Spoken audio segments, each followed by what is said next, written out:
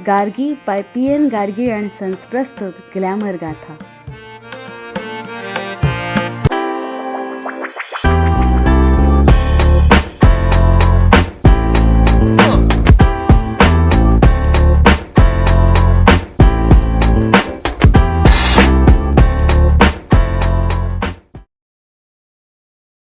नमस्कार. स्मृतिगंध प्रस्तुत ग्लॅमर गाथाच्या आजच्या या भागात मी मधुरा तुमच्या सगळ्यांचं स्वागत करते.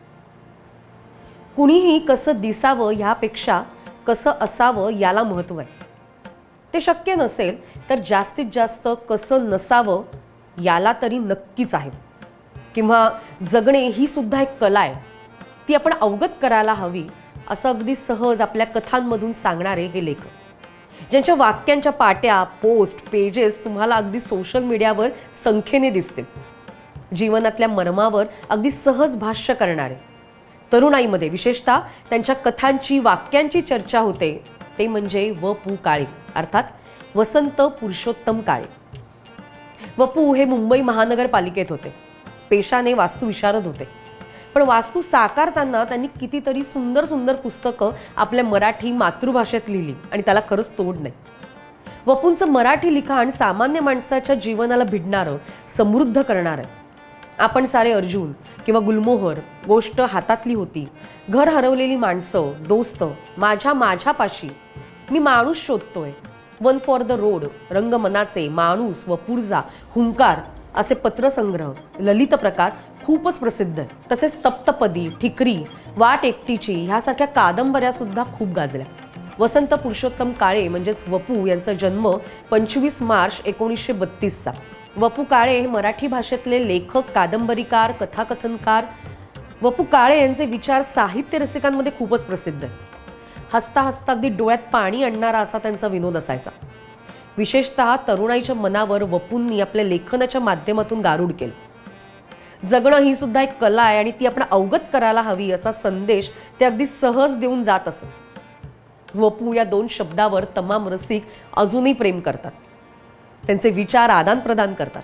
आपल्या लिखाणातून जगण्याचं तत्वज्ञान सोप्या पण रंजक पद्धतीने सांगणारे थोर साहित्यिक.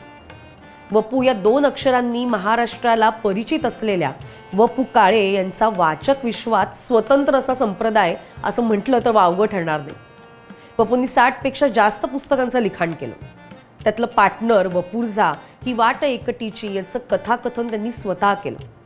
या कथाकथनाला प्रेक्षकांनी भरपूर दाद दिली आणि ऑडिओ कॅसेटमधून घराघरात पोचणारे व.पु. हे पहिले लेखक ठरले. ते पेशाने आर्किटेक्ट होते आणि इमारतींच्या आराखड्याचं लेखन करण्यापेक्षा मराठी लेखन करू लागले आणि मराठी साहित्याला एक थोर साहित्यिक लाभलं. व.पु.ंचं लिखाण चौफेर होतं. कथा, ललित, नाटक, वैचारिक, चरित्र, आत्मचरित्र असं सर्व लेखन प्रकार त्यांनी हाताळले. आणि त्यांच्या लेखनातली एक विशेष बाब म्हणजे कथा संपताना कथेत अचानक येणारा ट्विस्ट.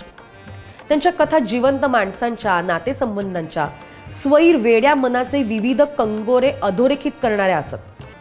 व.पु.ंची कथा वाचताना डोळ्यांसमोर कथेचं कथानक असं तरळतं. कथा वाचून झाल्यावरही त्यातले एक एक प्रसंग असे स्लाइड शो प्रमाणे आपल्या डोळ्यासमोरून सरकत राहतात. वाचकाला कथा आपलीच वाटावी असंच व.पु. लिहित असत. व.पु.ंच्या पार्टनर, झोपाळा, आपण सारे अर्जुन, ऐक सखे, चतुर्भुज, काही खरं काही खोटं अशा अनेक पुस्तकांवर, त्यांच्या कादंबऱ्या आणि कथांवर वाचक प्रियतेची मोहर उमटली. त्यांच्यात सखी या कथेतला एक उतारा फार प्रसिद्ध आहे की निसर्गाच्या निर्मितीला तोड नाही, त्यात स्त्री आणि पुरुष स्वतंत्र म्हणून त्याने निर्माण केले, अनमोल नजराणा दिला आणि हा भाव मनात ठेवून दोघांनी एकमेकांना देव म्हणून जपलं तर स्वर्ग इथेच उतरतो. किती सुंदर आहे ना हे. व.पु. काळेंना महाराष्ट्र शासनाचा उत्तम लेखकाचा सन्मान मिळाला. पुबा भावे पुरस्कार, फाय फाउंडेशनचा पुरस्कार, अमेरिकेत आयोजित करण्यात आलेल्या साहित्य संमेलनाचे अध्यक्षपदही त्यांनी भूषवलं. 26 जून 2001 रोजी हृदयविकाराच्या झटक्याने व.पु. काळेंचं मुंबईत निधन झालं. जाण्याच्या आधी त्यांनी त्यांच्या रसिक वाचकांना लिहिलेलं हे निर्वाणीचं पत्र फार सुंदर आहे. त्यात ते लिहितात की माझ्या आप्तस्वकीयांनो, म्हणजे तुमच्या माझ्यासारख्या वाचकांना त्यांनी म्हटलं की गायकाला ऐकू न येणं, नर्तकीचा पाय निकामी होणं, चित्रकाला समोरचं न दिसणं हे त्यांचं मरणच असतं. माझं तरी वेगळं काय चाललंय म्हणा. हे पत्रक असलं तरी ह्याला पत्रच समजा. पलीकडचा किनारा जवळ आलाय. म्हणूनच प्रत्येकाला स्वतंत्र पत्राची अपेक्षा न करता या अल्प उरलेल्या कालावधीत इतर लेखन करण्याची मला अनुज्ञा द्या. अर्थात तेही मी नियतीवरच सोपवतो. तुमचाच वपू काळे. अशा या महान लेखकाला स्मृतिगंधकडनं अभिवादन. तुम्हाला वपूंचं कुठलं लिखाण आवडलं किंवा तुम्हाला वपूंची कुठली कथा जास्त आवडते हे आम्हाला कमेंट बॉक्समध्ये नक्की कळवा. आणि स्मृतिगंधला सबस्क्राईब करायला विसरू नका.